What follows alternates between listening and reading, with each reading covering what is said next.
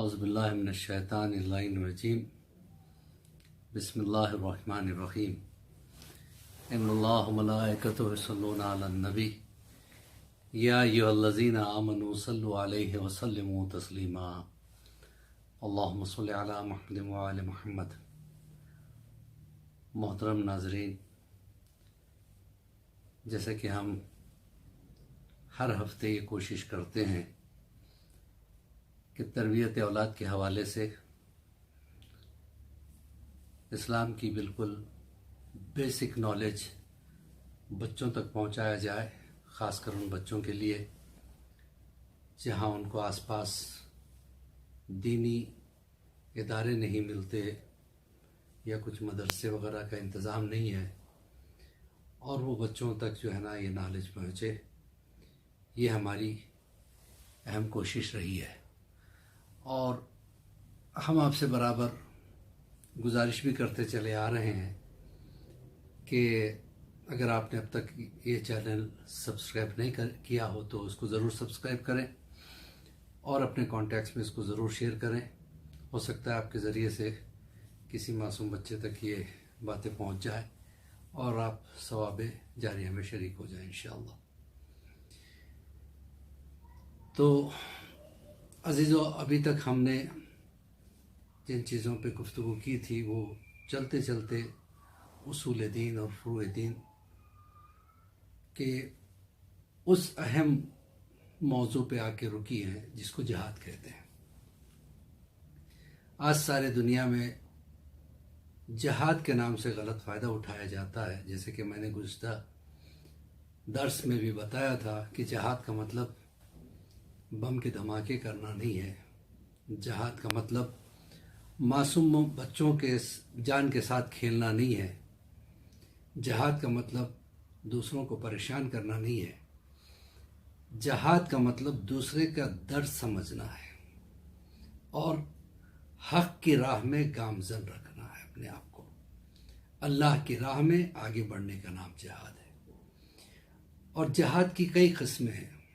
قلم سے جہاد، حق لکھنے کا نام جہاد ہے۔ زبان سے جہاد، حق بولنے کا نام جہاد ہے۔ اسی طریقے سے نفس کے ساتھ جہاد، یہ بہت اہم منزل ہے۔ اکثر آپ دیکھو گے کہ لوگ جو ہے نا سیٹسفائی نہیں رہتے ہیں۔ اس کی وجہ کیا ہے؟ وہ دوسروں کی خوشیوں کو دیکھ کر جو ہے نا اپنے آپ کو انالائز کرتے ہیں، مجھے وہ چیزیں کیوں نہیں ملی۔ وہیں سے مایوسی شروع ہو جاتی ہے۔ انسان کو چاہیے، مولا کائنات کیا کہتے ہیں؟ دوسروں کو نہ دیکھو بلکہ اپنی ان خوبیوں کو دیکھو جو اللہ نے تمہیں عطا کی۔ جناب موسیٰ کا دور تھا، اور جناب موسیٰ کے ذہن میں ایک مرتبہ خیال آیا کہ اللہ مجھ سے کتنی محبت کرتا ہے کہ مجھے کلیم کا خطاب دیا ہے، کلیم اللہ کہا ہے، اور مجھے عصا کا معجزہ دیا ہے، ید بیضا دیا ہے۔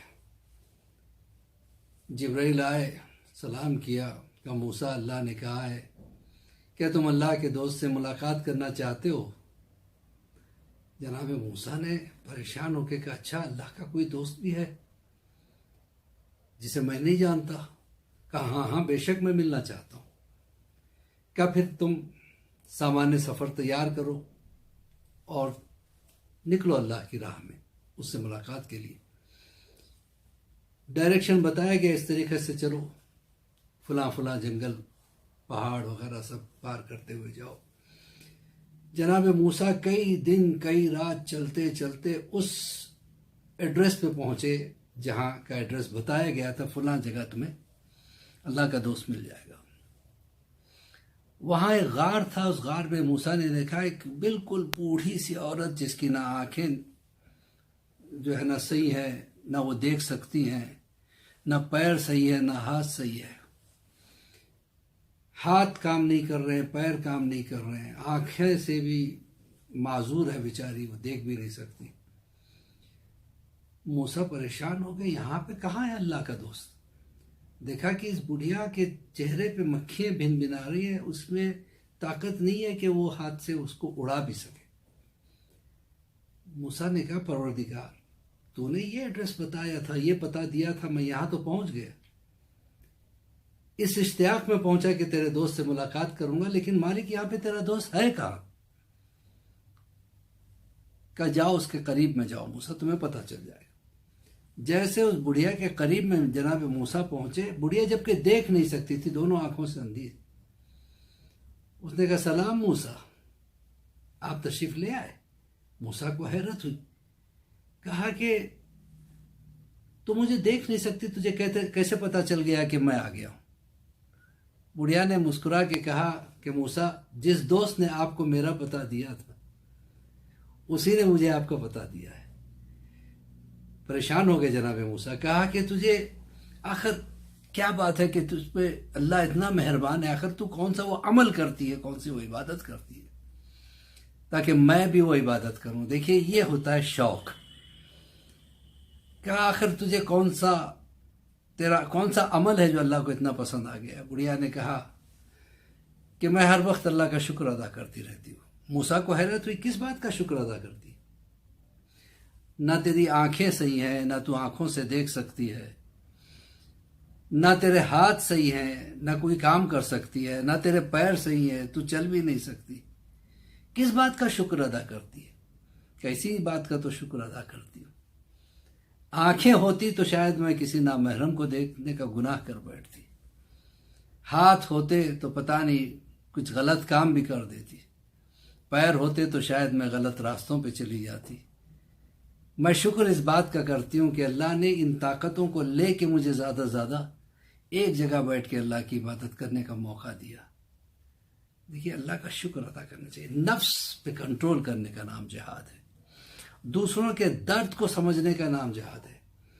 ایک عالم دین ہوا کرتے تھے، اس زمانے کی بات ہے جب جو ہے نا قلم تراش کے بنائے جاتے تھے اور وہ انک میں ڈبو کے اس سے لکھایا جاتا تھا۔ تو انہوں نے انک میں ڈبویا قلم کو، اس کے بعد جب اٹھایا انہوں نے تو اس پہ ایک مکھی بیٹھ کے وہ انک کو، وہ روشنائی کو پینے لگی۔ اب انہوں نے یہ سوچا کہ شاید یہ پیاسی ہے، اس کو ایسے ہی رہنا چاہیے، تو بہت دیر تک وہ اسی طریقے سے ہاتھ کو ہلائے بنا بیٹھے رہے، اور مکھی بھی کافی دیر تک بیٹھی رہی، اس کے بعد اڑ گئی۔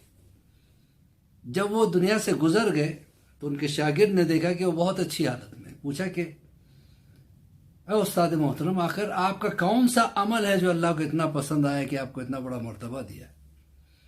کہا کہ وہ چھوٹا سا عمل جو میں نے ایک مکھی کے درد کو یعنی محسوس کرنے کی کوشش کی تھی، اللہ نے اس کے عوض میں مجھے بہت بڑا درجہ دیا۔ اسی طریقے سے ایک عالم دین، ایک اللہ والی شخصیت ایسی بھی تھی، جاڑوں کا موسم تھا، نماز شب کے لیے اٹھے، نماز شب سے فارغ ہونے کے بعد پھر جو ہے نا اپنے بستر کی طرف بڑھے، دیکھا کہ بستر میں ایک بلی آ کے سو گئی تھی۔ تو انہوں نے سوچا میں اس کو اٹھاؤں گا تو اس کی نیند خراب ہو جائے گی۔ یہ بیچارے ساری رات جا کے بیٹھے رہے، مصلی پہ بیٹھے رہے، یہاں تک کہ اذان صبح ہوئی، اس کے نماز سے فارغ ہوئے، تعقیبات پڑھتے رہے، سورج نکل آیا، اس کے بعد جا کے کہیں وہ بجلی ہٹی، پھر جا کے بستر پہ لیٹے۔ جب یہ دنیا سے گزر گئے تو اپنے شاگرد کے خواب میں آ کے کہا کہ اللہ نے میرا وہ عمل بہت پسند کیا اور مجھے بہت بڑا درجہ دیا۔ تو کہنے کا مقصد کیا ہے کہ اگر انسان حیوان کے درد کو بھی سمجھتا ہے تو اللہ اس کو بہت بڑا اجر دیتا ہے۔ تو اگر کوئی انسان کا درد سمجھے، یتیم بچوں کا درد سمجھے، غریبوں کی بھوک کو محسوس کرے، مسکینوں کی مدد کرے، بیواؤں کی مدد کرے، یتیم بچوں کو پالے پوشے، ان کو ایجوکیشن فراہم کرے، ان کے لیے کپڑے دے، ان کے لیے کچھ نہ کچھ کرے، تو اللہ اس کا کتنا بڑا اجر دے گا۔ اسی کو کہتے ہیں جہاد بالنفس۔ اللہ ہمیں توفیق دے کہ ہم اس طرح کے جہاد صدا کرتے رہیں، اور امام زمانہ کے ظہور میں تعجیل عطا فرمائے، ہم سب کو امام کے چاہنے والوں میں شمار فرمائے۔ اللہم صلی علی محمد و آل محمد۔